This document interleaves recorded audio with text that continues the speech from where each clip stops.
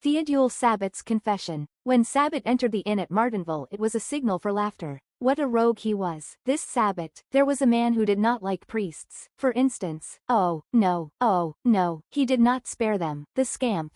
Sabat, Theodule, a master carpenter, represented liberal thought in Martinville. He was a tall, thin man, with grey, cunning eyes, and thin lips, and wore his hair plastered down on his temples. When he said, "Our Holy Father," the Pope, in a certain manner, everyone laughed. He made a point of working on Sunday during the hour of Mass. He killed his pig each year on Monday in Holy Week in order to have enough black pudding to last till Easter. And when the priest passed by, he always said by way of a joke, "There goes one who has just swallowed his god off a salver." The priest, a stout man and also very tall, dreaded him on account of his boastful talk which attracted followers. The Abbé Maritime was a politic man, and believed in being diplomatic. There had been a rivalry between them for 10 years, a secret, intense, incessant rivalry. Sabat was municipal councillor, and they thought he would become mayor, which would inevitably mean the final overthrow of the church. The elections were about to take place. The church party was shaking in its shoes in Martinville. One morning the curé set out for Rouen, telling his servant that he was going to see the archbishop. He returned in 2 days with a joyous, triumphant air, and everyone knew the following day that the chancel of the church was going to be renovated. A sum of 600 francs had been contributed by the archbishop out of his private fund. All the old pine pews were to be removed, and replaced by new pews made of oak. It would be a big carpentering job, and they talked about it that very evening in all the houses in the village. Theodule Sabat was not laughing. When he went through the village the following morning, the neighbors, friends and enemies, all asked him, jokingly, "Are you going to do the work on the chancel of the church?" He could find nothing to say, but he was furious. He was good and angry. Ill-natured people added, "It is a good piece of work, and will bring in not less than 2 or 3% profit." 2 days later, they heard that the work of renovation had been entrusted to Celestin Chamberlain, the carpenter from Percheval. Then this was denied, and it was said that all the pews in the church were going to be changed. That would be well worth the 2,000 francs that had been demanded of the church administration. Theodule Sabat could not sleep for thinking about it. Never, in all the memory of man, had a country carpenter undertaken a similar piece of work. Then a rumor spread abroad that the curé felt very grieved that he had to give this work to a carpenter who was a stranger in the community, but that Sabat's opinions were a barrier to his being entrusted with the job. Sabat knew it well. He called at the parsonage just as it was growing dark. The servant told him that the curé was at church. He went to the church. 2 attendants on the altar of the Virgin, 2 sour old maids, were decorating the altar for the month of Mary, under the direction of the priest, who stood in the middle of the chancel with his portly paunch, directing the 2 women who, mounted on chairs, were placing flowers around the tabernacle. Sabat felt ill at ease in there, as though he were in the house of his greatest enemy, but the greed of gain was gnawing at his heart. He drew nearer, holding his cap in his hand, and not paying any attention to the demoiselles de la Vierge, who remained standing startled, astonished, motionless on their chairs. He faltered, "Good morning, Monsieur le Curé." The priest replied without looking at him, all occupied as he was with the altar, "Good morning, Mr. Carpenter." Sabat, nonplussed, knew not what to say next, but after a pause he remarked, "You are making preparations?" Abbé Maritime replied, "Yes, we are near the month of Mary." Why, remarked Sabat and then was silent. He would have liked to retire now without saying anything, but a glance at the chancel held him back. He saw 16 seats that had to be remade, 6 to the right and 8 to the left, the door of the sacristy occupying the place of 2. 16 oak seats. That would be worth at most 300 francs, and by figuring carefully one might certainly make 200 francs on the work if one were not clumsy. Then he stammered out, "I have come about the work." The curé appeared surprised. He asked, "What work?" "The work to be done," murmured Sabat, in dismay. Then the priest turned round and looking him straight in the eyes, said, "Do you mean the repairs in the chancel of my church?"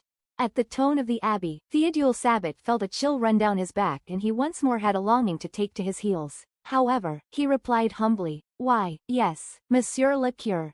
Then the abbé folded his arms across his large stomach and, as if filled with amazement, said, "Is it you, Sabat, who have come to ask me for this? You, the only irreligious man in my parish? Why, it would be a scandal, a public scandal. The archbishop would give me a reprimand, perhaps transfer me." He stopped a few seconds, for breath, and then resumed in a calmer tone. "I can understand that it pains you to see a work of such importance entrusted to a carpenter from a neighboring parish, but I cannot do otherwise, unless, but no, it is impossible. you would not consent. And unless you did, never. Sabat now looked at the row of benches in line as far as the entrance door. Christopher, if they were going to change all those. And he asked, what would you require of me? Tell me, the priest, in a firm tone replied. I must have an extraordinary token of your good intentions. I do not say. Perhaps we might come to an understanding, faltered Sabat. You will have to take communion publicly at High Mass next Sunday, declared the cure. The carpenter felt he was growing pale, and without replying, he asked, and the benches, are they going to be renovated? The abbé replied with confidence, yes, but later on. Sabat resumed, I do not say, I am not calling it off, I am consenting to religion, for sure, but what rubs me the wrong way is putting it in practice. But in this case I will not be refractory. The attendants of the Virgin, having got off their chairs, had concealed themselves behind the altar, and they listened pale with emotion. The cure, seeing he had gained the victory, became all at once very friendly, quite familiar. That is good, that was wisely said, and not stupid, you understand, you will see. Sabat smiled and asked with an awkward air, would it not be possible to put off this communion just a trifle? But the priest replied, resuming his severe expression, from the moment that the work is put into your hands, I want to be assured of your conversion. Then he continued more gently, you will come to confession tomorrow, for I must examine you at least twice. Twice? Repeated Sabat. Yes, the priest smiled. You understand perfectly that you must have a general cleaning up, a thorough cleansing, so I will expect you tomorrow. The carpenter, much agitated, asked, where do you do that? Why, in the confessional. In that box, over there in the corner? The fact is that it does not suit me. Your box. How is that? Seeing that I am not accustomed to that, and also I am rather hard of hearing. The cure was very affable and said, well, then, you shall come to my house and into my parlor. We will have it just the two of us, tête-à-tête. Does that suit you? Yes, that is all right, that will suit me, but your box, no. Well, then, tomorrow after the day's work, at 6 o'clock. That is understood, that is all right, that is agreed on. Tomorrow, Monsieur le Cure, whoever draws back is a skunk. And he held out his great rough hand, which the priest grasped heartily with a clap that resounded through the church. Théodule Sabat was not easy in his mind all the following day. He had a feeling analogous to the apprehension one experiences when a tooth has to be drawn. The thought recurred to him at every moment. I must go to confession this evening. And his troubled mind, the mind of an atheist only half convinced, was bewildered with a confused and overwhelming dread of the divine mystery. As soon as he had finished his work, he betook himself to the parsonage. The cure was waiting for him in the garden, reading his breviary as he walked along a little path. He appeared radiant and greeted him with a good-natured laugh. Well, here we are, come in, Monsieur Sabat, no one will eat you. And Sabat preceded him into the house. He faltered, if you do not mind, I should like to get through with this little matter at once. The cure replied, I am at your service. I have my surplice here. 1 minute and I will listen to you. The carpenter, so disturbed that he had not two ideas in his head, watched him as he put on the white vestment with its pleated folds. The priest beckoned to him and said, kneel down on this cushion. Sabat remained standing, ashamed of having to kneel. He stuttered, is it necessary? But the abbé had become dignified. You cannot approach the penitent bench except on your knees. And Sabat knelt down. Repeat the Confiteor, said the priest. What is that? Asked Sabat. The Confiteor. If you do not remember it, repeat after me, one by one, the words I am going to say. And the cure repeated the sacred prayer, in a slow tone, emphasizing the words which the carpenter repeated after him. Then he said, now make your confession. But Sabat was silent, not knowing where to begin. The abbé then came to his aid. My child, I will ask you questions, since you don't seem familiar with these things. We will take, one by one, the commandments of God. Listen to me and do not be disturbed. Speak very frankly and never fear that you may say too much. One God alone, thou shalt adore, and love him perfectly. Have you ever loved anything, or anybody, as well as you loved God? Have you loved him with all your soul, all your heart, all the strength of your love? Sabat was perspiring with the effort of thinking. He replied, no, oh, no, Monsieur le Cure, I love God as much as I can. That is, yes, I love him very much. To say that I do not love my children, no, I cannot say that. To say that if I had to choose between them and God, I could not be sure. To say that if I had to lose 100 francs for the love of God, I could not say about that. But I love him well, for sure, I love him all the same. The priest said gravely, You must love him more than all besides. And Sabbat, meaning well, declared, I will do what I possibly can. Monsieur le cure, the abbé resumed, God's name in vain thou shalt not take, nor swear by any other thing. Did you ever swear? No, oh, that, no, I never swear, never. Sometimes, in a moment of anger, I may say sacre nom de Dieu, but then, I never swear. That is swearing, cried the priest, and added seriously, do not do it again. Thy Sundays thou shalt keep, in serving God devoutly. What do you do on Sunday? This time Sabbat scratched his ear. Why, I serve God as best I can, Monsieur le cure. I serve him, at home. I work on Sunday. The cure interrupted him, saying magnanimously, I know, you will do better in future. I will pass over the following commandments, certain that you have not transgressed the 2 first. We will take from the 6th to the 9th. I will resume, others' goods thou shalt not take, nor keep what is not thine. Have you ever taken in any way what belonged to another? But Theodule Sabbat became indignant. Of course not, of course not. I am an honest man, Monsieur le cure. I swear it, for sure. To say that I have not sometimes charged for a few more hours of work to customers who had means, I could not say that. To say that I never add a few centimes to bills, only a few, I would not say that. But to steal, no, oh, not that, no. The priest resumed severely, to take 1 single centime constitutes a theft. Do not do it again. False witness thou shalt not bear, nor lie in any way. Have you ever told a lie? No, as to that, no, I am not a liar. That is my quality. To say that I have never told a big story, I would not like to say that. To say that I have never made people believe things that were not true when it was to my own interest, I would not like to say that. But as for lying, I am not a liar. The priest simply said, watch yourself more closely. Then he continued, the works of the flesh thou shalt not desire, except in marriage only. Did you ever desire, or live with, any other woman than your wife? Sabbat exclaimed with sincerity, as to that, no. Oh, as to that, no, Monsieur le cure. My poor wife, deceive her, no, no, not so much as the tip of a finger, either in thought or in act. That is the truth. They were silent a few seconds, then, in a lower tone, as though a doubt had arisen in his mind, he resumed, when I go to town, to say that I never go into a house, you know, one of the licensed houses, just to laugh and talk and see something different, I could not say that, but I always pay, Monsieur le cure, I always pay. From the moment you pay, without anyone seeing or knowing you, no one can get you into trouble. The cure did not insist, and gave him absolution. Theodule Sabbat did the work on the chancel, and goes to communion every month.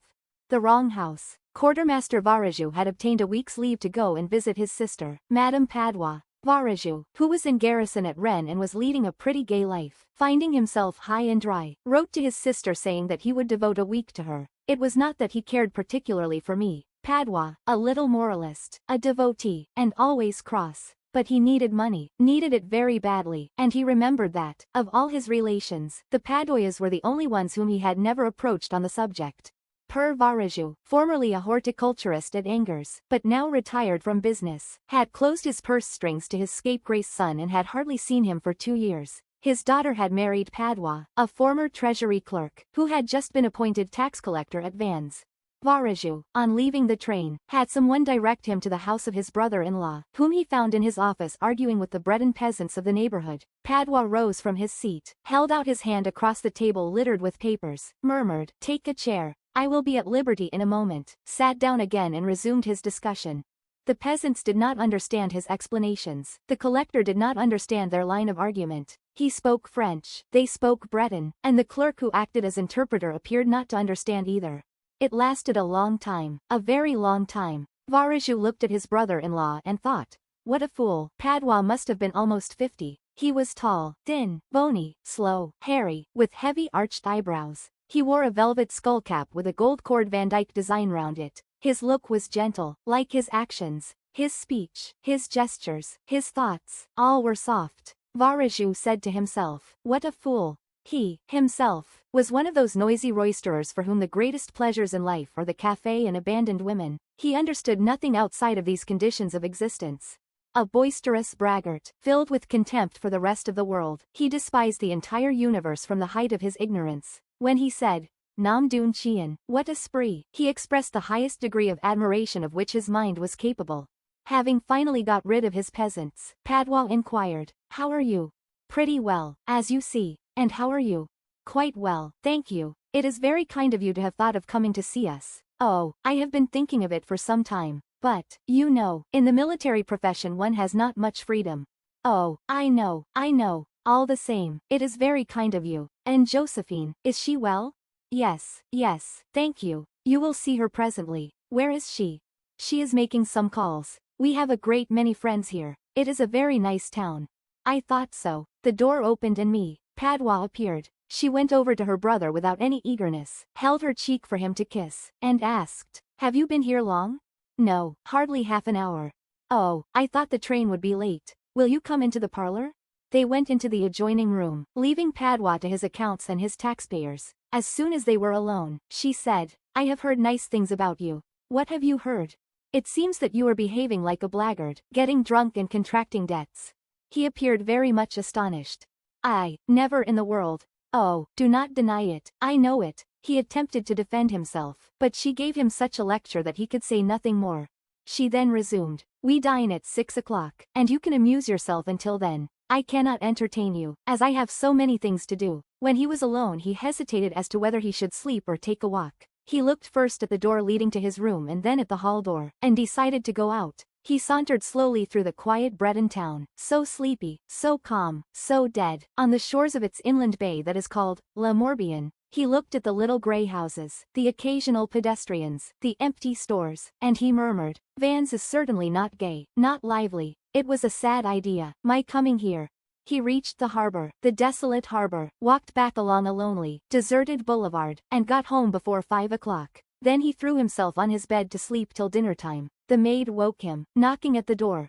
"Dinner is ready, sir." He went downstairs. In the damp dining room with the paper peeling from the walls near the floor, he saw a soup tureen on a round table without any tablecloth, on which were also 3 melancholy soup plates. M. and me. Padua entered the room at the same time as Varajou. They all sat down to table, and the husband and wife crossed themselves over the pit of their stomachs, after which Padua helped the soup, a meat soup. It was the day for pot roast. After the soup, they had the beef, which was done to rags, melted, greasy, like pap. The officer ate slowly, with disgust, weariness and rage. Padua said to her husband, "Are you going to the judge's house this evening?" "Yes, dear." "Do not stay late. You always get so tired when you go out. You are not made for society, with your poor health." She then talked about society in Vannes, of the excellent social circle in which the Padoyas moved, thanks to their religious sentiments. A puree of potatoes and a dish of pork were next served, in honor of the guest. Then some cheese, and that was all. No coffee. When Varajou saw that he would have to spend the evening tête-à-tête with his sister, endure her reproaches, listen to her sermons, without even a glass of liqueur to help him to swallow these remonstrances, he felt that he could not stand the torture, and declared that he was obliged to go to the police station to have something attended to regarding his leave of absence, and he made his escape at 7 o'clock.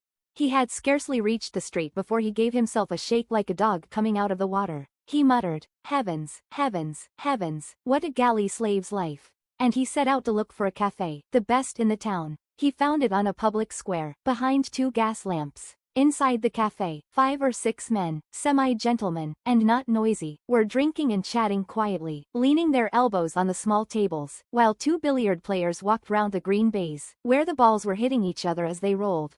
One heard them counting, 18-19, no luck. Oh, that's a good stroke, well played. 11, you should have played on the red. 20, froze. 12, ha, wasn't I right? Varajou ordered a demi-tasse and a small decanter of brandy, the best. Then he sat down and waited for it. He was accustomed to spending his evenings off-duty with his companions, amid noise and the smoke of pipes. This silence, this quiet, exasperated him. He began to drink, first the coffee, then the brandy, and asked for another decanter. He now wanted to laugh, to shout, to sing, to fight someone. He said to himself, "Gee, I am half full. I must go and have a good time." And he thought he would go and look for some girls to amuse him. He called the waiter. "Hey, waiter." "Yes, sir." "Tell me, where does one amuse oneself here?" The man looked stupid, and replied, "I do not know, sir. Here, I suppose." "How do you mean here? What do you call amusing oneself? Yourself?" "I do not know, sir. Drinking good beer or good wine."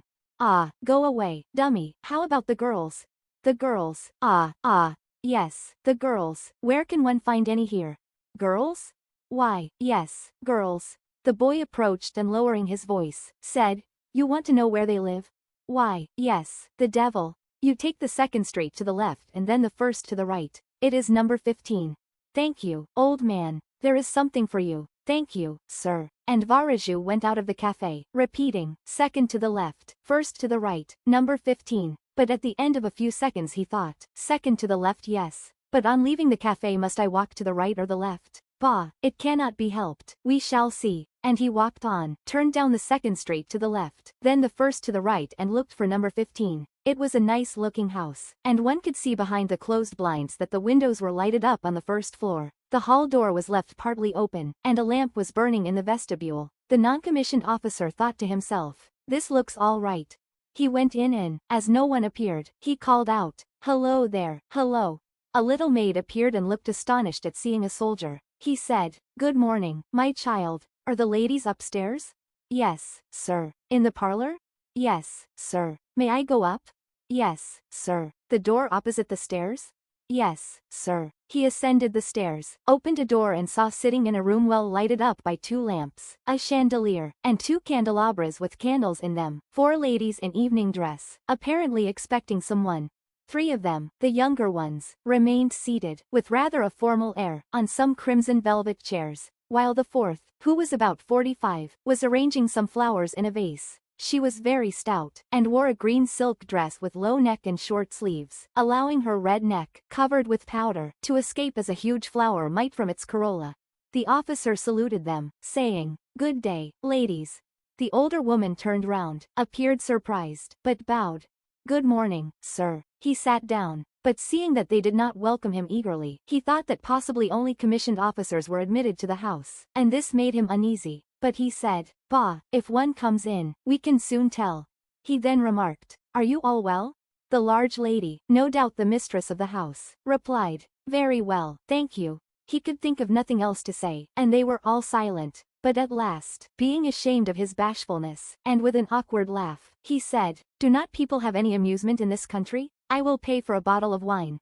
He had not finished his sentence when the door opened, and in walked Padwa dressed in a black suit. Varaju gave a shout of joy, and rising from his seat, he rushed at his brother-in-law, put his arms round him and waltzed him round the room, shouting, Here is Padwa, here is Padwa, here is Padwa. Then letting go of the tax collector he exclaimed as he looked him in the face, Oh, oh, oh, you scamp, you are out for a good time, too. Oh, you scamp, and my sister, are you tired of her, say? As he thought of all that he might gain through this unexpected situation, the forced loan, the inevitable blackmail, he flung himself on the lounge and laughed so heartily that the piece of furniture creaked all over. The 3 young ladies, rising simultaneously, made their escape, while the older woman retreated to the door looking as though she were about to faint. And then 2 gentlemen appeared in evening dress, and wearing the ribbon of an order. Padwa rushed up to them. Oh, Judge. He is crazy, he is crazy. He was sent to us as a convalescent. You can see that he is crazy. Varaju was sitting up now, and not being able to understand it all, he guessed that he had committed some monstrous folly. Then he rose, and turning to his brother-in-law, said, What house is this? But Padwa, becoming suddenly furious, stammered out, What house? What house is this? Wretch, scoundrel, villain, what house? Indeed? The house of the judge of the Supreme Court, of the Supreme Court, of the Supreme Court. Oh, oh, rascal, rascal, rascal. The diamond necklace. The girl was one of those pretty and charming young creatures who sometimes are born, as if by a slip of fate, into a family of clerks. She had no dowry, no expectations, no way of being known, understood, loved, married by any rich and distinguished man. So she let herself be married to a little clerk of the Ministry of Public Instruction. She dressed plainly because she could not dress well, but she was unhappy as if she had really fallen from a higher station. Since with women there is neither caste nor rank, for beauty, grace and charm take the place of family and birth. Natural ingenuity, instinct for what is elegant, a supple mind are their sole hierarchy, and often make of women of the people the equals of the very greatest ladies. Mathilde suffered ceaselessly, feeling herself born to enjoy all delicacies and all luxuries. She was distressed at the poverty of her dwelling, at the bareness of the walls, at the shabby chairs, the ugliness of the curtains. All those things, of which another woman of her rank would never even have been conscious, tortured her and made her angry. The sight of the little Breton peasant who did her humble housework aroused in her despairing regrets and bewildering dreams. She thought of silent antechambers hung with oriental tapestry, illumined by tall bronze candelabra, and of 2 great footmen in knee breeches who sleep in the big armchairs, made drowsy by the oppressive heat of the stove. She thought of long reception halls hung with ancient silk, of the dainty cabinets containing priceless curiosities, and of the little, coquettish perfumed reception rooms made for chatting at 5 o'clock with intimate friends, with men famous and sought after, whom all women envy and whose attention they all desire. When she sat down to dinner, before the round table covered with a tablecloth in use 3 days, opposite her husband, who uncovered the soup tureen and declared with a delighted air, "Ah, the good soup. I don't know anything better than that." She thought of dainty dinners, of shining silverware, of tapestry that peopled the walls with ancient personages and with strange birds flying in the midst of a fairy forest. And she thought of delicious dishes served on marvelous plates and of the whispered gallantries to which you listen with a sphinx-like smile while you are eating the pink meat of a trout or the wings of a quail. She had no gowns, no jewels, nothing, and she loved nothing but that. She felt made for that. She would have liked so much to please, to be envied, to be charming, to be sought after. She had a friend, a former schoolmate at the convent, who was rich, and whom she did not like to go to see any more because she felt so sad when she came home. But one evening her husband reached home with a triumphant air and holding a large envelope in his hand.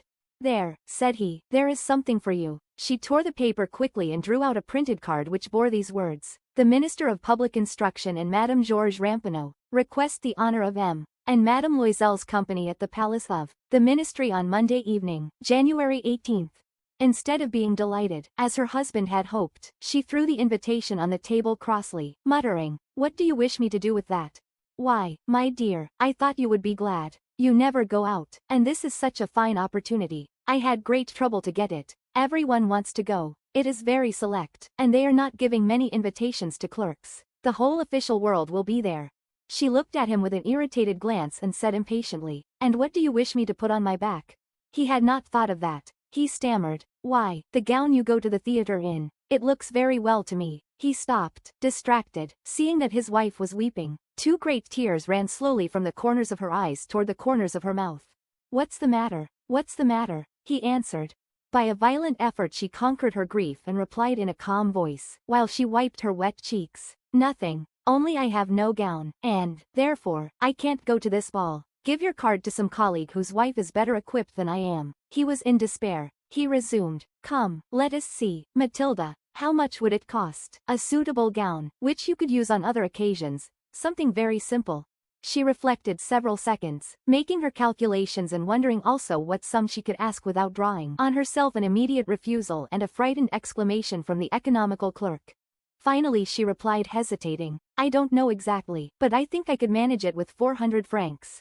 He grew a little pale, because he was laying aside just that amount to buy a gun and treat himself to a little shooting next summer on the plain of Nanterre, with several friends who went to shoot larks there of a Sunday.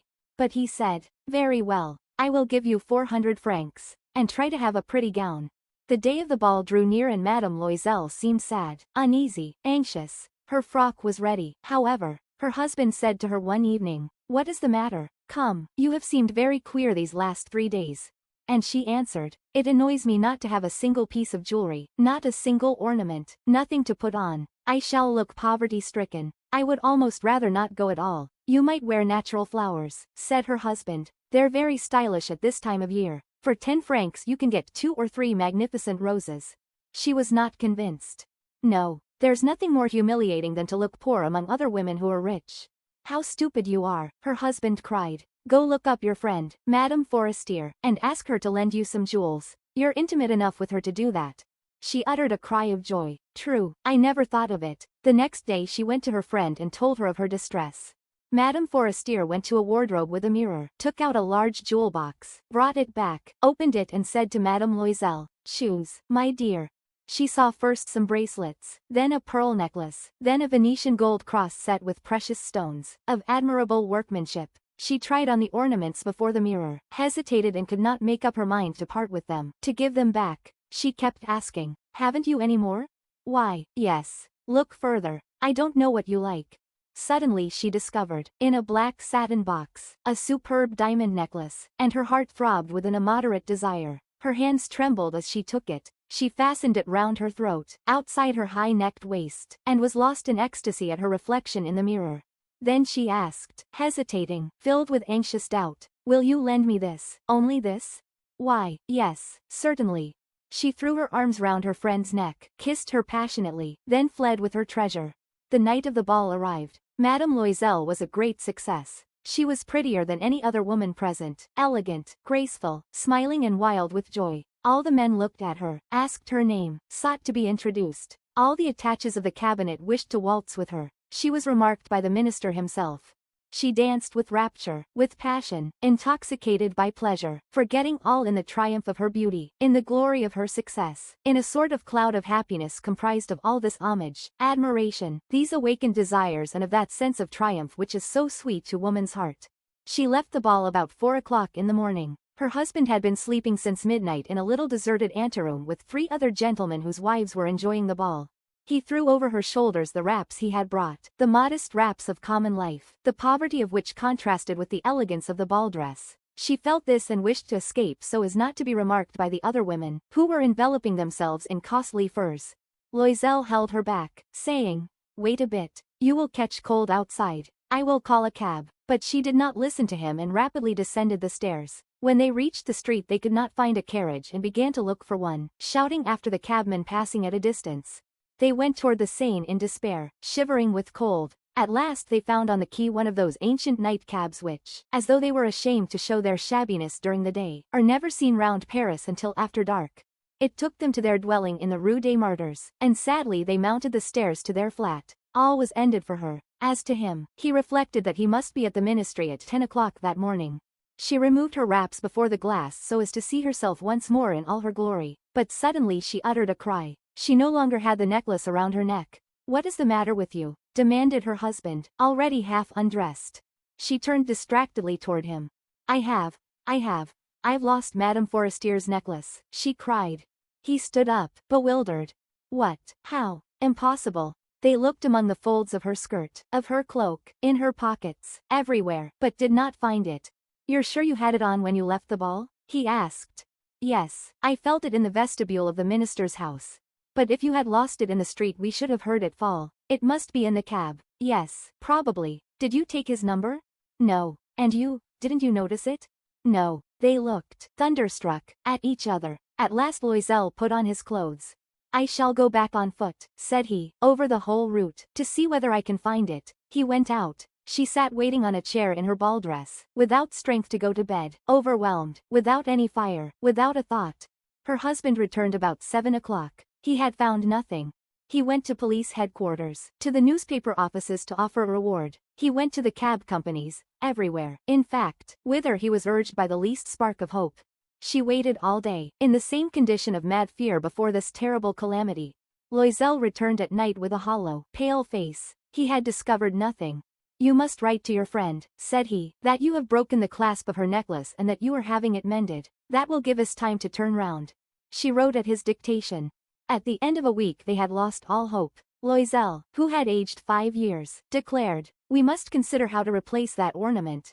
The next day they took the box that had contained it and went to the jeweler whose name was found within. He consulted his books. "It was not I, madam, who sold that necklace. I must simply have furnished the case." Then they went from jeweler to jeweler, searching for a necklace like the other, trying to recall it, both sick with chagrin and grief. They found, in a shop at the Palais Royal, a string of diamonds that seemed to them exactly like the one they had lost. It was worth 40,000 francs. They could have it for 36. So they begged the jeweler not to sell it for 3 days yet, and they made a bargain that he should buy it back for 34,000 francs, in case they should find the lost necklace before the end of February. Loisel possessed 18,000 francs which his father had left him. He would borrow the rest.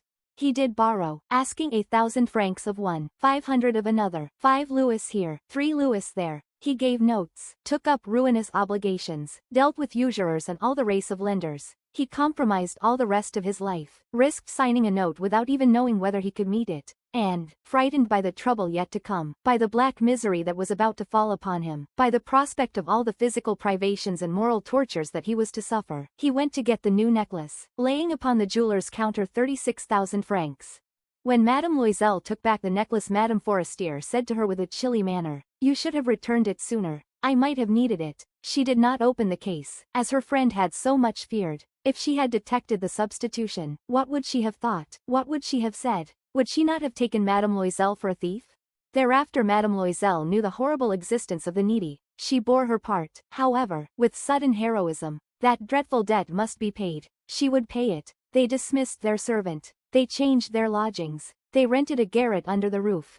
She came to know what heavy housework meant and the odious cares of the kitchen. She washed the dishes, using her dainty fingers and rosy nails on greasy pots and pans. She washed the soiled linen, the shirts and the dishcloths, which she dried upon a line. She carried the slops down to the street every morning and carried up the water, stopping for breath at every landing. And dressed like a woman of the people, she went to the fruiterer, the grocer, the butcher, a basket on her arm, bargaining, meeting with impertinence, defending her miserable money, sou by sou.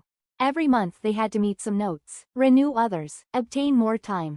Her husband worked evenings, making up a tradesman's accounts, and late at night he often copied manuscript for 5 sous a page. This life lasted 10 years. At the end of 10 years they had paid everything, with the rates of usury and the accumulations of the compound interest. Madame Loisel looked old now. She had become the woman of impoverished households, strong and hard and rough. With frowsy hair, skirts askew and red hands, she talked loud while washing the floor with great swishes of water. But sometimes, when her husband was at the office, she sat down near the window and she thought of that gay evening of long ago, of that ball where she had been so beautiful and so admired. What would have happened if she had not lost that necklace? Who knows? Who knows? How strange and changeful is life. How small a thing is needed to make or ruin us. But one Sunday, having gone to take a walk in the Champs-Élysées to refresh herself after the labors of the week, she suddenly perceived a woman who was leading a child. It was Madame Forestier, still young, still beautiful, still charming. Madame Loisel felt moved. Should she speak to her? Yes, certainly. And now that she had paid, she would tell her all about it. Why not? She went up. Good day, Jean. The other, astonished to be familiarly addressed by this plain good wife, did not recognize her at all and stammered, "But, madam, I do not know, you must have mistaken." "No, I am Mathilde Loisel." Her friend uttered a cry. "Oh, my poor Mathilde, how you are changed." "Yes, I have had a pretty hard life, since I last saw you, and great poverty, and that because of you." "Of me, how so?" "Do you remember that diamond necklace you lent me to wear at the ministerial ball?" "Yes. Well? Well, I lost it." "What do you mean? You brought it back." "I brought you back another exactly like it, and it has taken us 10 years to pay for it. You can understand that it was not easy for us who had nothing. At last it is ended, and I am very glad." Madame Forestier had stopped. "You say that you bought a necklace of diamonds to replace mine?" "Yes. You never noticed it, then. They were very similar." And she smiled with a joy that was at once proud and ingenuous. Madame Forestier, deeply moved, took her hands.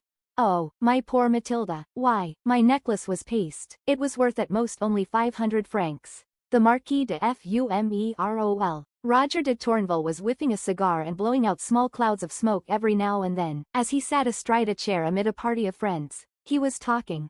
"We were at dinner when a letter was brought in which my father opened. You know my father, who thinks that he is King of France ad interim. I call him Don Quixote, because for 12 years he has been running a tilt against the windmill of the Republic, without quite knowing whether it was in the cause of the Bourbons or the Orleanists. At present he is bearing the lance in the cause of the Orleanists alone, because there is no one else left. In any case, he thinks himself the first gentleman of France, the best known, the most influential, the head of the party, and as he is an irremovable senator, he thinks that the thrones of the neighboring kings are very insecure.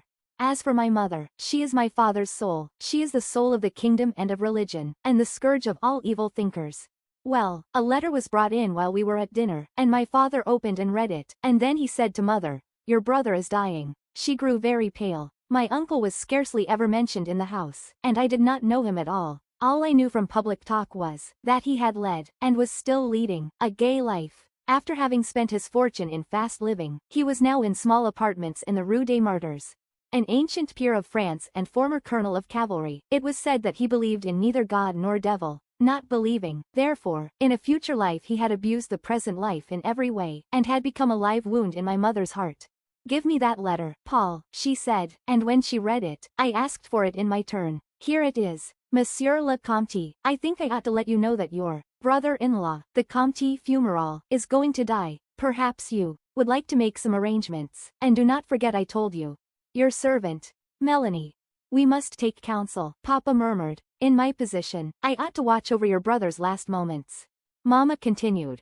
I will send for Abbé Poivron and ask his advice, and then I will go to my brother with the Abbé and Roger. Remain here, Paul, for you must not compromise yourself. But a woman can, and ought to do these things. For a politician in your position, it is another matter. It would be a fine thing for one of your opponents to be able to bring one of your most laudable actions up against you. You are right, my father said. Do as you think best, my dear wife. A quarter of an hour later, the Abbé Poivron came into the drawing room, and the situation was explained to him, analyzed and discussed in all its bearings. If the Marquis de Fumerol, one of the greatest names in France, were to die without the ministrations of religion, it would assuredly be a terrible blow to the nobility in general, and to the Count de Tourneville in particular, and the free-thinkers would be triumphant. The liberal newspapers would sing songs of victory for 6 months. My mother's name would be dragged through the mire and brought into the prose of socialistic journals, and my father's name would be smirched. It was impossible that such a thing should be. A crusade was therefore immediately decided upon, which was to be led by the Abbé Poivron, a little, fat, clean priest with a faint perfume about him, a true vicar of a large church in a noble and rich quarter. The landau was ordered and we all three set out, my mother, the cure and I, to administer the last sacraments to my uncle. It had been decided first of all we should see Madame Melanie who had written the letter, and who was most likely the porter's wife, or my uncle's servant, and I dismounted, as an advance guard, in front of a 7-story house and went into a dark passage, where I had great difficulty in finding the porter's den. He looked at me distrustfully, and I said, Madame Melanie, if you please. Don't know her, but I have received a letter from her. That may be, but I don't know her. Are you asking for a lodger? No, a servant probably. She wrote me about a place. A servant? A servant? Perhaps it is the Marquis. Go and see. The 5th story on the left. As soon as he found I was not asking for a doubtful character he became more friendly and came as far as the corridor with me. He was a tall, thin man with white whiskers, the manners of a beadle and majestic gestures. I climbed up a long spiral staircase, the railing of which I did not venture to touch, and I gave 3 discreet knocks at the left-hand door on the 5th story. It opened immediately, and an enormous dirty woman appeared before me. She barred the entrance with her extended arms which she placed against the 2 doorposts, and growled, What do you want? Are you Madame Melanie? Yes. I am the Viscount de Tourneville. Ah, all right, come in. Well, the fact is, my mother is downstairs with a priest. Oh, all right, go and bring them up. But be careful of the porter. I went downstairs and came up again with my mother, who was followed by the Abbé, and I fancied that I heard other footsteps behind us. As soon as we were in the kitchen, Melanie offered us chairs, and we all 4 sat down to deliberate. Is he very ill? My mother asked. Oh, yes, madam. He will not be here long. Does he seem disposed to receive a visit from a priest? Oh, I do not think so. Can I see him? Well, yes, madam. Only, those young ladies are with him. What young ladies? Why, his lady friends, of course. Oh, Mama had grown scarlet, and the Abbé Poivron had lowered his eyes.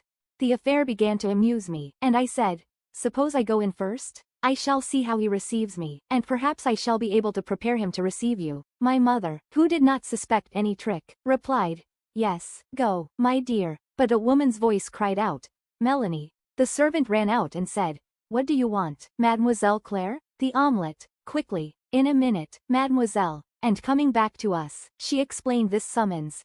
They had ordered a cheese omelette at 2 o'clock as a slight collation, and she at once began to break the eggs into a salad bowl, and to whip them vigorously, while I went out on the landing and pulled the bell, so as to formally announce my arrival. Melanie opened the door to me, and made me sit down in an anteroom, while she went to tell my uncle that I had come. Then she came back and asked me to go in, while the Abbé hid behind the door, so that he might appear at the first signal.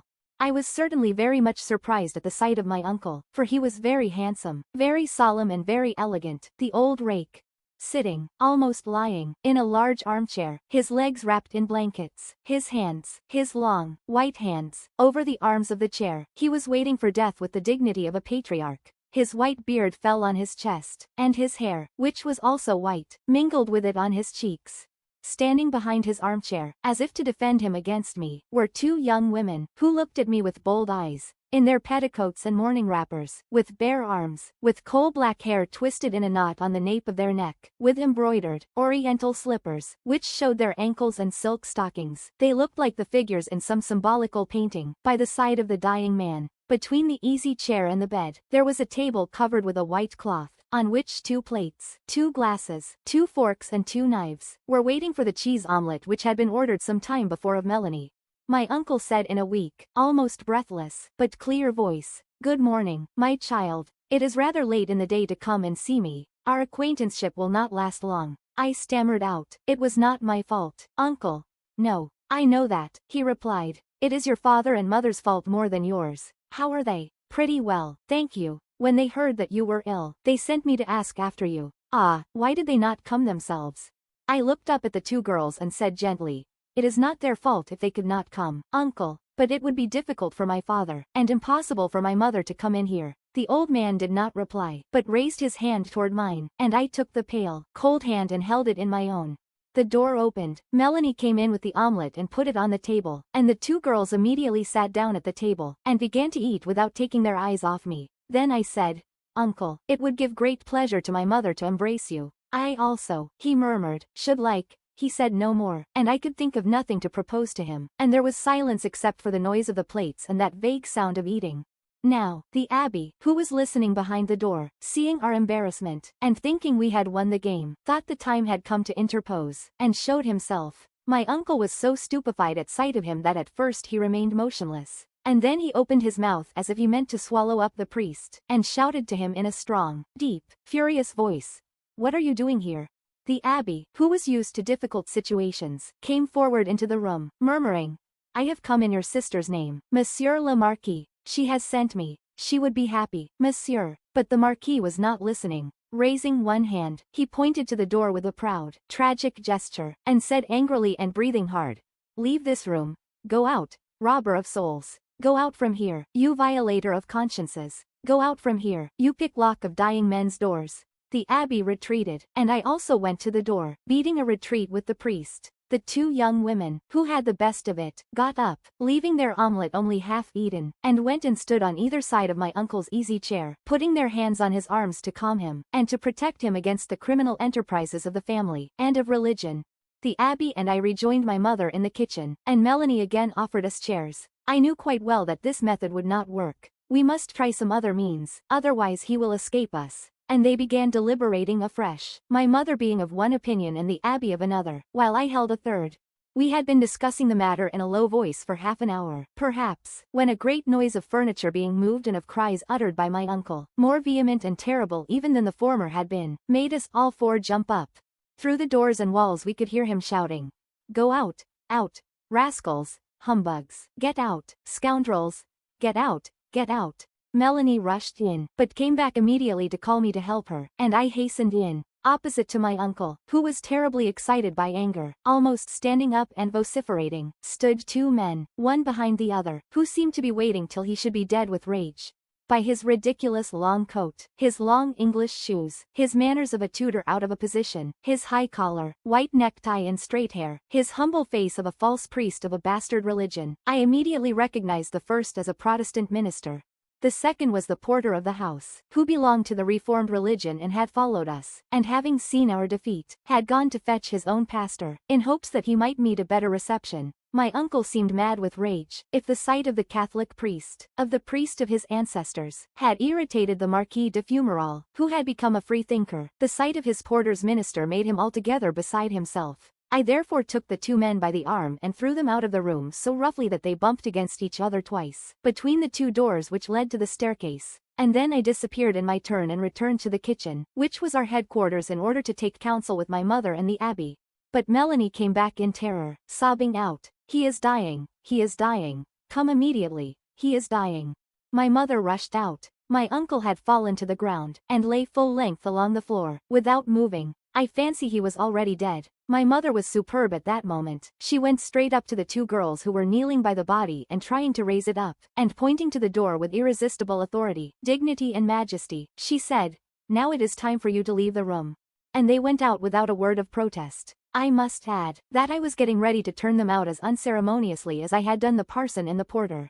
Then the Abbé Poivron administered the last sacraments to my uncle with all the customary prayers, and remitted all his sins, while my mother sobbed as she knelt near her brother. Suddenly, however, she exclaimed, "He recognized me. He pressed my hand. I am sure he recognized me, and that he thanked me. Oh, God, what happiness! Poor mamma, if she had known or guessed for whom those thanks were intended." They laid my uncle on his bed. He was certainly dead this time. "Madam," Melanie said, "we have no sheets to bury him in. All the linen belongs to these two young ladies." And when I looked at the omelette which they had not finished, I felt inclined to laugh and to cry at the same time. There are some humorous moments and some humorous situations in life. Occasionally, we gave my uncle a magnificent funeral, with 5 speeches at the grave. Baron de Choiseul, the senator, showed in admirable terms that God always returns victorious into well-born souls which have temporarily been led into error. All the members of the Royalist and Catholic party followed the funeral procession with the enthusiasm of victors, as they spoke of that beautiful death after a somewhat troublous life. Viscount Roger ceased speaking. His audience was laughing. Then somebody said, "Bah, that is the story of all conversions in extremis." The trip of La Horla. On the morning of July 8 I received the following telegram: "Fine day. Always my predictions. Belgian frontier. Baggage and servants left at noon at the social session. Beginning of maneuvers at 3, so I will wait for you at the works from 5 o'clock on. Jovis." At 5 o'clock sharp I entered the gasworks of La Villette. It might have been mistaken for the colossal ruins of an old town inhabited by cyclops. There were immense dark avenues separating heavy gasometers standing one behind another, like monstrous columns, unequally high and, undoubtedly, in the past the supports of some fearful iron edifice. The balloon was lying in the courtyard and had the appearance of a cake made of yellow cloth, flattened on the ground under a rope. That is called placing a balloon in a sweep net, and, in fact, it appeared like an enormous fish. 200 or 300 people were looking at it, sitting or standing, and some were examining the basket, a nice little square basket for a human cargo, bearing on its side in gold letters on a mahogany plate the words, La Horla. Suddenly the people began to stand back, for the gas was beginning to enter into the balloon through a long tube of yellow cloth, which lay on the soil, swelling and undulating like an enormous worm. But another thought, another picture occurs to every mind. It is thus that nature itself nourishes beings until their birth. The creature that will rise soon begins to move, and the attendants of Captain Jovis, as La Horla grew larger, spread and put in place the net which covers it, so that the pressure will be regular and equally distributed at every point. The operation is very delicate and very important, for the resistance of the cotton cloth of which the balloon is made is figured not in proportion to the contact surface of this cloth with the net, but in proportion to the links of the basket. La Horla, moreover, has been designed by M. Mallet, constructed under his own eyes and made by himself. Everything had been made in the shops of M. Jovis by his own working staff and nothing was made outside. We must add that everything was new in this balloon, from the varnish to the valve, those 2 essential parts of a balloon. Both must render the cloth gas-proof, as the sides of a ship are waterproof. The old varnishes, made with a base of linseed oil, sometimes fermented and thus burned the cloth, which in a short time would tear like a piece of paper. The valves were apt to close imperfectly after being opened, and when the covering called cataplasmy was injured, the fall of M. Lost in the open sea during the night proved the imperfection of the old system. The 2 discoveries of Captain Jovis, the varnish principally, are of inestimable value in the art of ballooning. The crowd has begun to talk, and some men, who appear to be specialists, affirm with authority that we shall come down before reaching the fortifications. Several other things have been criticized in this novel type of balloon with which we are about to experiment with so much pleasure and success. It is growing slowly but surely. Some small holes and scratches made in transit have been discovered, and we cover them and plug them with a little piece of paper applied on the cloth while wet. This method of repairing alarms and mystifies the public. While Captain Jovis and his assistants are busy with the last details, the travelers go to dine in the canteen of the gasworks, according to the established custom. When we come out again the balloon is swaying, enormous and transparent, a prodigious golden fruit, a fantastic pear which is still ripening, covered by the last rays of the setting sun. Now the basket is attached, the barometers are brought, the siren, which we will blow to our heart's content, is also brought, also the 2 trumpets, the eatables, the overcoats and raincoats, all the small articles that can go with the men in that flying basket. As the wind pushes the balloon against the gasometers, it is necessary to steady it now and then, to avoid an accident at the start. Captain Jovis is now ready and calls all the passengers. Lieutenant Mallet jumps aboard, climbing first on the aerial net between the basket and the balloon, from which he will watch during the night the movements of La Horla across the skies, as the officer on watch, standing on starboard, watches the course of a ship. M. A Beer gets in after him, then comes M. Paul Besand, then M. Patrice Eries and I get in last. But the basket is too heavy for the balloon, considering the long trip to be taken, and M. Eries has to get out, not without great regret. M. Joliet, standing erect on the edge of the basket, begs the ladies, in very gallant terms, to stand aside a little, for he is afraid he might throw sand on their hats in rising. Then he commands, "Let it loose," and, cutting with one stroke of his knife the ropes that hold the balloon to the ground, he gives La Horla its liberty. In 1 second we fly skyward. Nothing can be heard. We float, we rise, we fly, we glide. Our friends shout with glee and applaud, but we hardly hear them, we hardly see them. We are already so far, so high. What? Are we really leaving these people down there? Is it possible? Paris spreads out beneath us, a dark bluish patch, cut by its streets, from which rise, here and there, domes, towers, steeples, then around it the plain, the country, traversed by long roads, thin and white, amidst green fields of a tender or dark green, and woods almost black.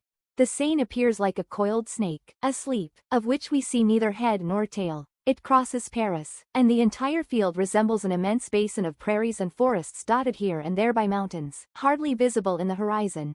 The sun, which we could no longer see down below, now reappears as though it were about to rise again, and our balloon seems to be lighted. It must appear like a star to the people who are looking up. M. Mallet every few seconds throws a cigarette paper into space and says quietly, "We are rising, always rising," while Captain Jovis, radiant with joy, rubs his hands together and repeats, this varnish? Isn't it good? In fact, we can see whether we are rising or sinking only by throwing a cigarette paper out of the basket now and then. If this paper appears to fall down like a stone, it means that the balloon is rising. If it appears to shoot skyward, the balloon is descending. The 2 barometers mark about 500 meters, and we gaze with enthusiastic admiration at the earth we are leaving and to which we are not attached in any way. It looks like a colored map, an immense plan of the country. All its noises, however, rise to our ears very distinctly, easily recognizable. We hear the sound of the wheels rolling in the streets, the snap of a whip, the cries of drivers, the rolling and whistling of trains, and the laughter of small boys running after one another. Every time we pass over a village, the noise of children's voices is heard above the rest and with the greatest distinctness. Some men are calling us. The locomotives whistle. We answer with the siren, which emits plaintive, fearfully shrill wails like the voice of a weird being wandering through the world. We perceive lights here and there, some isolated fire in the farms, and lines of gas in the towns. We are going toward the northwest. After roaming for some time over the little lake of Ingien, now we see a river. It is the Oise, and we begin to argue about the exact spot we are passing. Is that town Crel or Pontoise, the one with so many lights? But if we were over Pontoise, we could see the junction of the Seine and the Oise. And that enormous fire to the left, isn't it the blast furnaces of Montauter? So then we are above Crel. The view is superb. It is dark on the earth, but we are still in the light, and it is now past 10 o'clock. Now we begin to hear slight country noises, the double cry of the quail in particular, then the mewing of cats and the barking of dogs. Surely the dogs have scented the balloon. They have seen it and have given the alarm. We can hear them barking all over the plain and making the identical noise they make when baying at the moon. The cows also seem to wake up in the barns, for we can hear them lowing. All the beasts are scared and moved before the aerial monster that is passing. The delicious odors of the soil rise toward us, the smell of hay, of flowers, of the moist, verdant earth, perfuming the air, a light air, in fact, so light, so sweet, so delightful that I realize I never was so fortunate as to breathe before. A profound sense of well-being, unknown to me heretofore, pervades me, a well-being of body and spirit, composed of supineness, of infinite rest, of forgetfulness, of indifference to everything, and of this novel sensation of traversing space without any of the sensations that make motion unbearable, without noise, without shocks, and without fear. At times we rise and then descend. Every few minutes Lieutenant Mallet, suspended in his cobweb of netting, says to Captain Jovis, "We are descending. Throw down half a handful." And the captain, who is talking and laughing with us, with a bag of ballast between his legs, takes a handful of sand out of the bag and throws it overboard. Nothing is more amusing, more delicate, more interesting than the maneuvering of a balloon. It is an enormous toy, free and docile, which obeys with surprising sensitiveness, but it is also, and before all, the slave of the wind, which we cannot control. A pinch of sand, half a sheet of paper, 1 or 2 drops of water, the bones of a chicken which we had just eaten, thrown overboard, makes it go up quickly. A breath of cool, damp air rising from the river or the wood we are traversing makes the balloon descend 200 meters. It does not vary when passing over fields of ripe grain, and it rises when it passes over towns. The earth sleeps now, or, rather, men sleep on the earth, for the beasts awakened by the sight of our balloon announce our approach everywhere. Now and then the rolling of a train or the whistling of a locomotive is plainly distinguishable. We sound our siren as we pass over inhabited places, and the peasants, terrified in their beds, must surely tremble and ask themselves if the angel Gabriel is not passing by. A strong and continuous odor of gas can be plainly observed. We must have encountered a current of warm air, and the balloon expands, losing its invisible blood by the escape valve, which is called the appendix, and which closes of itself as soon as the expansion ceases.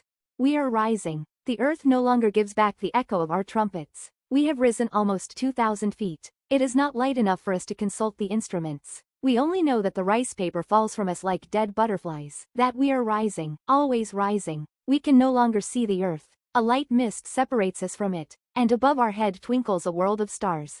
A silvery light appears before us and makes the sky turn pale, and suddenly, as if it were rising from unknown depths behind the horizon below us, rises the moon on the edge of a cloud. It seems to be coming from below, while we are looking down upon it from a great height, leaning on the edge of our basket like an audience on a balcony. Clear and round, it emerges from the clouds and slowly rises in the sky.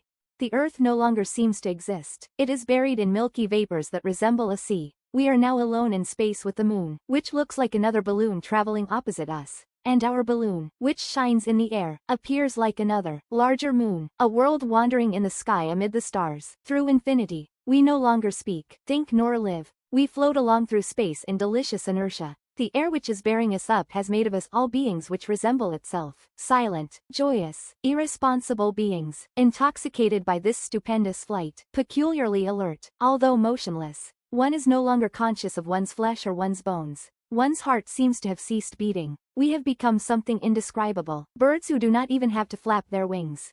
All memory has disappeared from our minds, all trouble from our thoughts. We have no more regrets, plans nor hopes. We look, we feel, we wildly enjoy this fantastic journey. Nothing in the sky but the moon and ourselves. We are a wandering, traveling world, like our sisters, the planets. And this little world carries 5 men who have left the earth and who have almost forgotten it. We can now see as plainly as in daylight. We look at each other, surprised at this brightness, for we have nothing to look at but ourselves and a few silvery clouds floating below us. The barometers mark 1,200 meters, then 13, 14, 1,500, and the little rice papers still fall about us.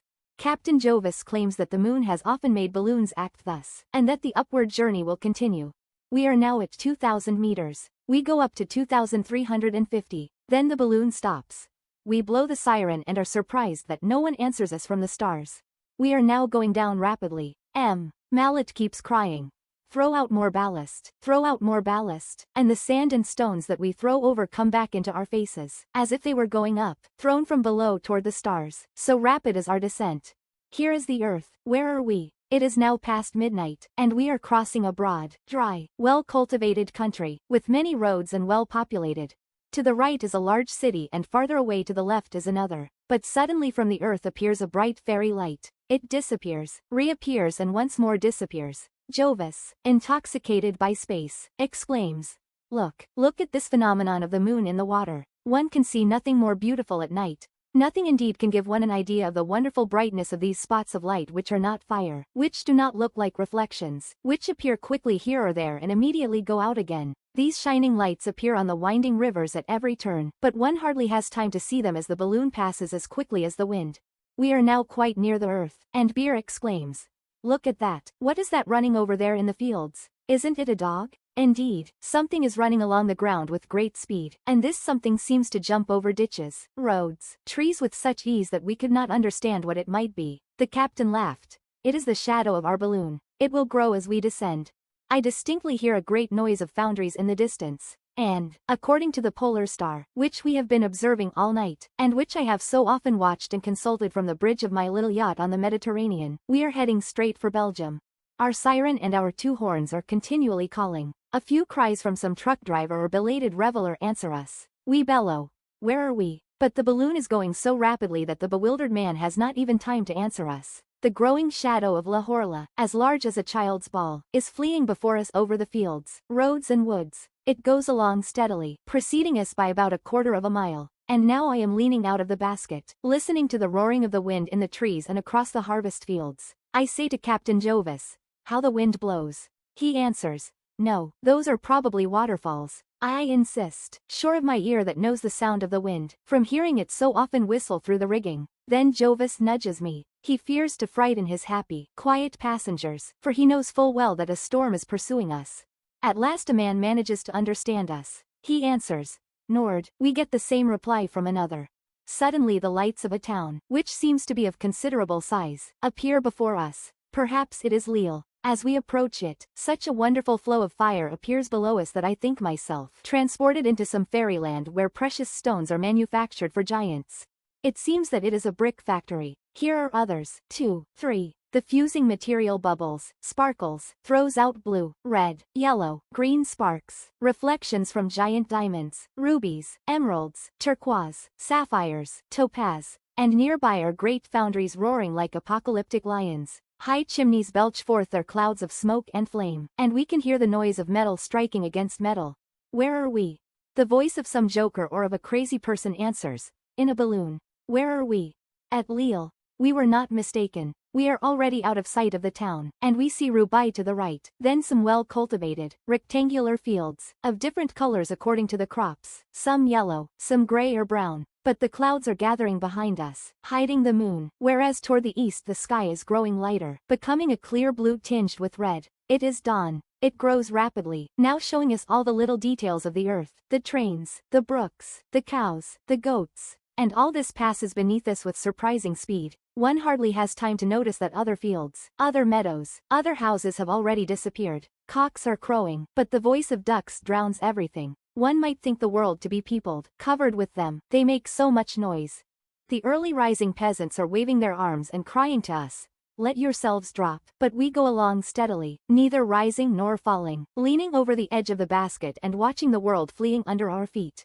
Jovis sights another city far off in the distance. It approaches. Everywhere are old church spires. They are delightful, seen thus from above. Where are we? Is this Courtrai? Is it Ghent? We are already very near it, and we see that it is surrounded by water and crossed in every direction by canals. One might think it a Venice of the north. Just as we are passing so near to a church tower that our long guy rope almost touches it, the chimes begin to ring 3 o'clock. The sweet, clear sounds rise to us from this frail roof which we have almost touched in our wandering course. It is a charming greeting, a friendly welcome from Holland. We answer with our siren, whose raucous voice echoes throughout the streets. It was Bruges, but we have hardly lost sight of it when my neighbor, Paul Besand, asks me, "Don't you see something over there, to the right, in front of us? It looks like a river." And, indeed, far ahead of us stretches a bright highway, in the light of the dawning day. Yes, it looks like a river, an immense river full of islands. "Get ready for the descent," cried the captain. He makes Mallet leave his net and return to the basket. Then we pack the barometers and everything that could be injured by possible shocks. Besand exclaims, "Look at the masts over there to the left. We are at the sea." Fogs had hidden it from us until then. The sea was everywhere, to the left and opposite us, while to our right the Scheldt, which had joined the Moselle, extended as far as the sea, its mouths vaster than a lake. It was necessary to descend within a minute or two. The rope to the escape valve, which had been religiously enclosed in a little white bag and placed in sight of all so that no one would touch it, is unrolled, and Mallet holds it in his hand while Captain Jovis looks for a favorable landing. Behind us the thunder was rumbling and not a single bird followed our mad flight. "Pull," cried Jovis. We were passing over a canal. The basket trembled and tipped over slightly. The guy rope touched the tall trees on both banks. But our speed is so great that the long rope now trailing does not seem to slow down, and we pass with frightful rapidity over a large farm, from which the bewildered chickens, pigeons and ducks fly away, while the cows, cats and dogs run, terrified, toward the house. Just 1/2 bag of ballast is left. Jovis throws it overboard, and La Horla flies lightly across the roof. The captain once more cries, "The escape valve." Mallet reaches for the rope and hangs to it, and we drop like an arrow. With a slash of a knife the cord which retains the anchor is cut, and we drag this grapple behind us, through a field of beets. Here are the trees. Take care, hold fast, look out for your heads. We pass over them. Then a strong shock shakes us. The anchor has taken hold.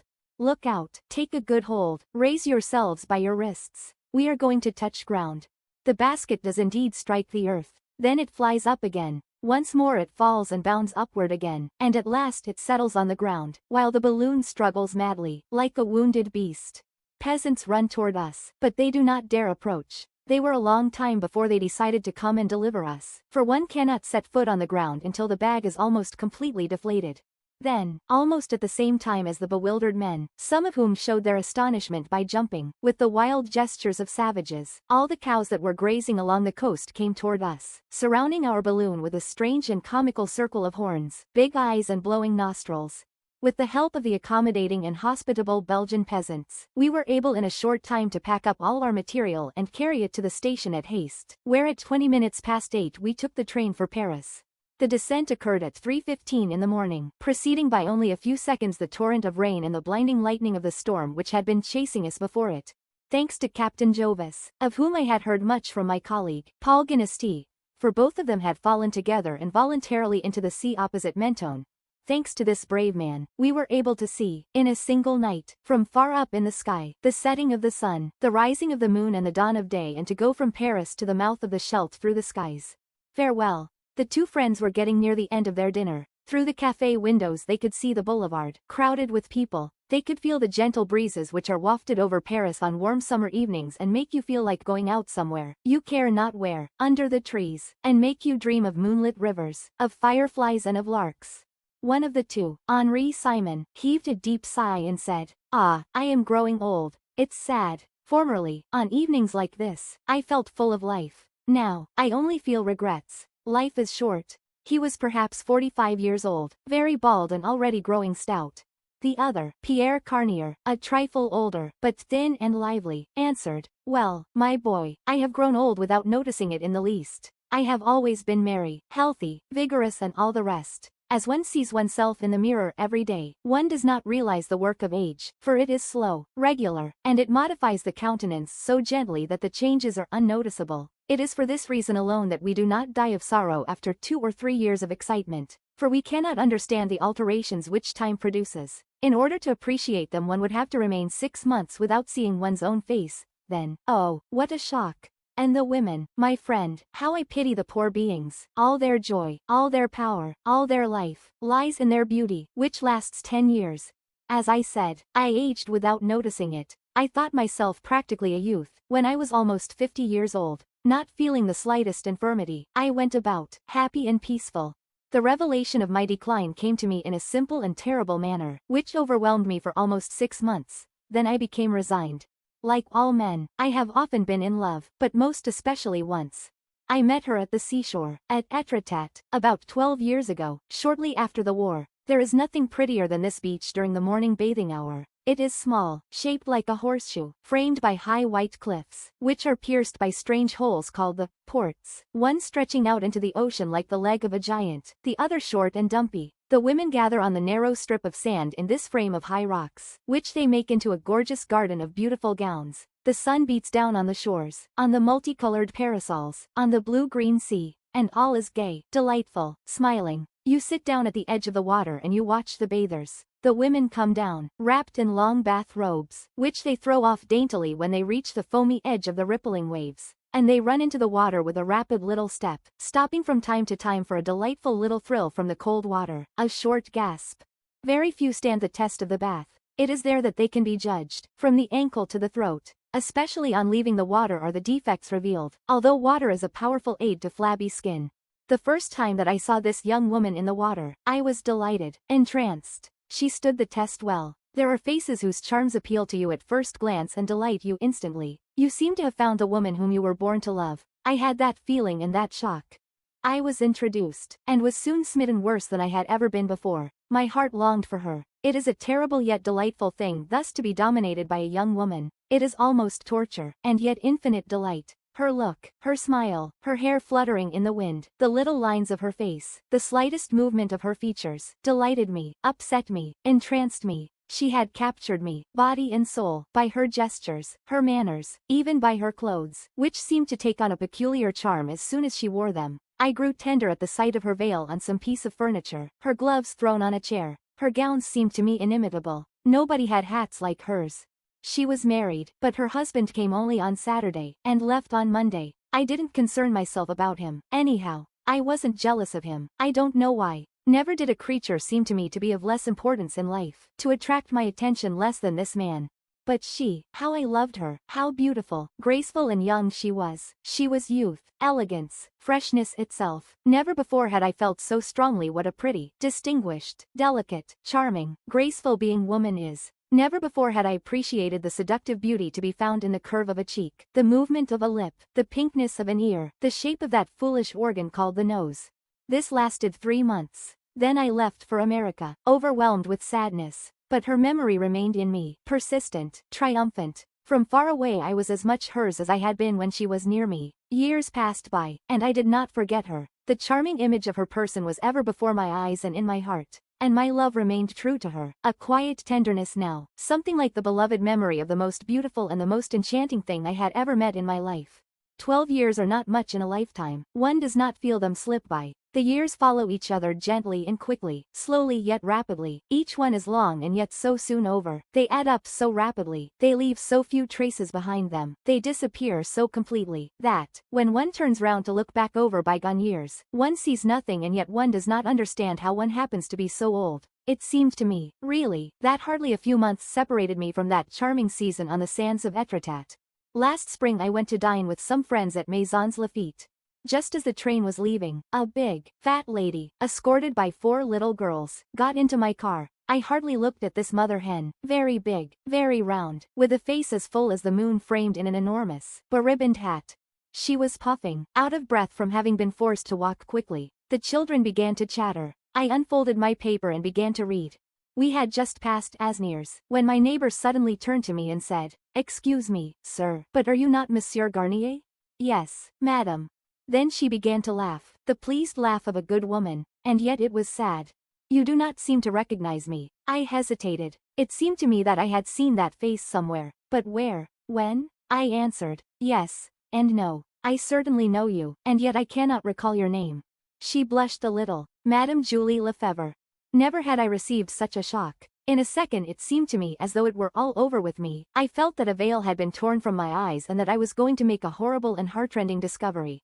So that was she, that big, fat, common woman. She had become the mother of these 4 girls since I had last her. And these little beings surprised me as much as their mother. They were part of her. They were big girls, and already had a place in life. Whereas she no longer counted. She, that marvel of dainty and charming gracefulness. It seemed to me that I had seen her but yesterday, and this is how I found her again. Was it possible? A poignant grief seized my heart. And also a revolt against nature herself, an unreasoning indignation against this brutal, nefarious act of destruction.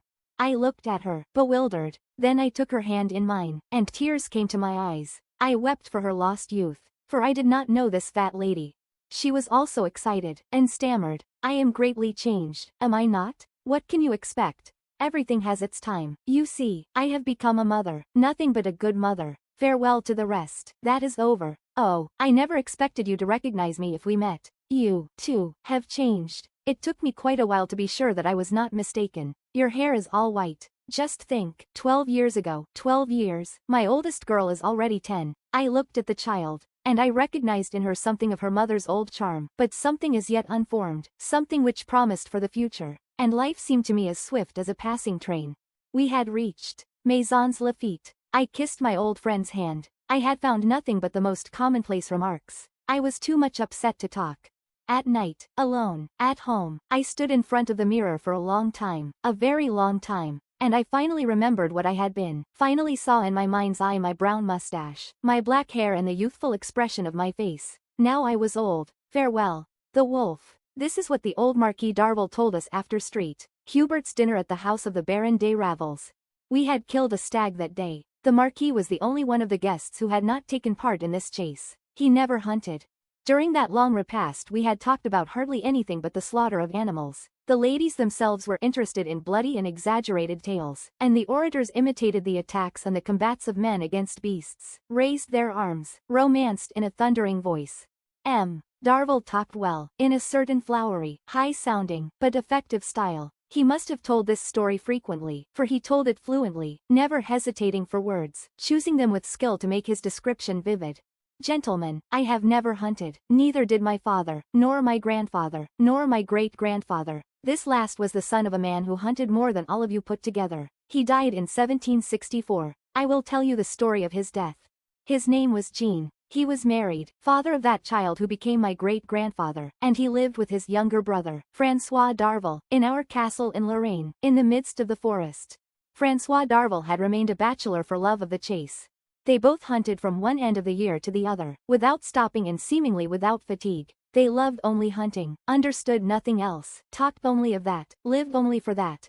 They had at heart that one passion, which was terrible and inexorable. It consumed them, had completely absorbed them, leaving room for no other thought. They had given orders that they should not be interrupted in the chase for any reason whatever. My great-grandfather was born while his father was following a fox, and Jean Darvell did not stop the chase, but exclaimed, "The deuce, the rascal might have waited till after the view, halloo." His brother François was still more infatuated. On rising he went to see the dogs, then the horses, then he shot little birds about the castle until the time came to hunt some large game. In the countryside they were called Le Marquis and Le Cadet, the nobles then not being at all like the chance nobility of our time, which wishes to establish an hereditary hierarchy in titles. For the son of a marquis is no more a count, nor the son of a viscount a baron, than a son of a general is a colonel by birth. But the contemptible vanity of today finds profit in that arrangement. My ancestors were unusually tall, bony, hairy, violent and vigorous. The younger, still taller than the older, had a voice so strong that, according to a legend of which he was proud, all the leaves of the forest shook when he shouted. When they were both mounted to set out hunting, it must have been a superb sight to see those two giants straddling their huge horses. Now, toward the midwinter of that year, 1764, the frosts were excessive, and the wolves became ferocious. They even attacked belated peasants, roamed at night outside the houses, howled from sunset to sunrise, and robbed the stables. And soon a rumor began to circulate. People talked of a colossal wolf with grey fur, almost white, who had eaten 2 children, gnawed off a woman's arm, strangled all the watchdogs in the district, and even come without fear into the farmyards. The people in the houses affirmed that they had felt his breath, and that it made the flame of the lights flicker. And soon a panic ran through all the province. No one dared go out any more after nightfall. The darkness seemed haunted by the image of the beast. The brothers Darvell determined to find and kill him, and several times they brought together all the gentlemen of the country to a great hunt.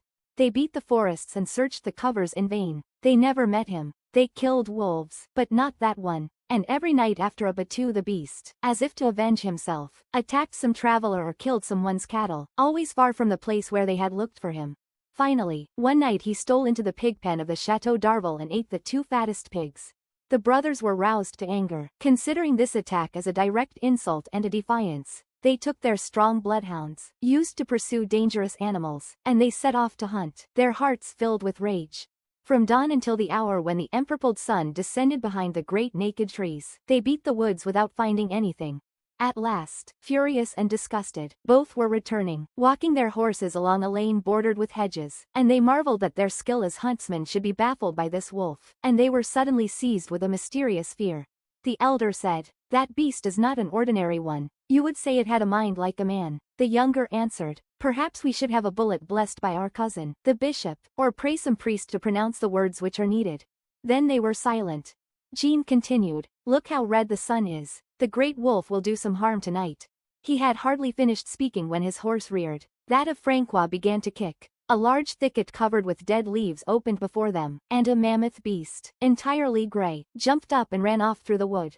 Both uttered a kind of grunt of joy, and bending over the necks of their heavy horses, they threw them forward with an impulse from all their body, hurling them on at such a pace, urging them, hurrying them away, exciting them so with voice and with gesture and with spur that the experienced riders seemed to be carrying the heavy beasts between their thighs and to bear them off as if they were flying.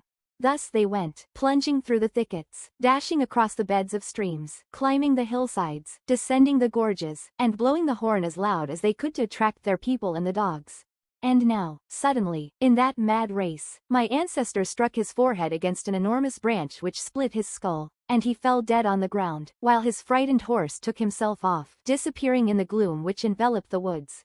The younger Darvel stopped quick, leapt to the earth, seized his brother in his arms, and saw that the brains were escaping from the wound with the blood. Then he sat down beside the body, rested the head, disfigured and red, on his knees, and waited, regarding the immobile face of his elder brother. Little by little a fear possessed him, a strange fear which he had never felt before, the fear of the dark, the fear of loneliness, the fear of the deserted wood, and the fear also of the weird wolf who had just killed his brother to avenge himself upon them both. The gloom thickened, the acute cold made the trees crack. Francois got up, shivering, unable to remain there longer, feeling himself growing faint. Nothing was to be heard, neither the voice of the dogs nor the sound of the horns. All was silent along the invisible horizon, and this mournful silence of the frozen night had something about it terrific and strange. He seized in his immense hands the great body of Jean, straightened it, and laid it across the saddle to carry it back to the chateau. Then he went on his way softly, his mind troubled as if he were in a stupor, pursued by horrible and fear-giving images. And all at once, in the growing darkness, a great shape crossed his path. It was the beast. A shock of terror shook the hunter. Something cold, like a drop of water, seemed to glide down his back, and, like a monk haunted of the devil, he made a great sign of the cross, dismayed at this abrupt return of the horrible prowler. But his eyes fell again on the inert body before him, and passing abruptly from fear to anger, he shook with an indescribable rage. Then he spurred his horse and rushed after the wolf. He followed it through the copses, the ravines, and the tall trees, traversing woods which he no longer recognized, his eyes fixed on the white speck which fled before him through the night. His horse also seemed animated by a force and strength hitherto unknown. It galloped straight ahead with outstretched neck, striking against trees and rocks, the head and the feet of the dead man thrown across the saddle. The limbs tore out his hair, the brow, beating the huge trunks, spattered them with blood. The spurs tore their ragged coats of bark. Suddenly the beast and the horseman issued from the forest and rushed into a valley, just as the moon appeared above the mountains. The valley here was stony, enclosed by enormous rocks. Francois then uttered a yell of joy which the echoes repeated like a peal of thunder, and he leapt from his horse, his cutlass in his hand. The beast, with bristling hair, the back arched, awaited him, its eyes gleaming like two stars. But, before beginning battle, the strong hunter, seizing his brother, seated him on a rock, and, placing stones under his head, which was no more than a mass of blood, he shouted in the ears as if he was talking to a deaf man. "Look, Jean, look at this." Then he attacked the monster. He felt himself strong enough to overturn a mountain, to bruise stones in his hands. The beast tried to bite him, aiming for his stomach. But he had seized the fierce animal by the neck, without even using his weapon, and he strangled it gently, listening to the cessation of breathing in its throat and the beatings of its heart. He laughed, wild with joy, pressing closer and closer his formidable embrace, crying in a delirium of joy, "Look, Jean, look." All resistance ceased. The body of the wolf became limp. He was dead.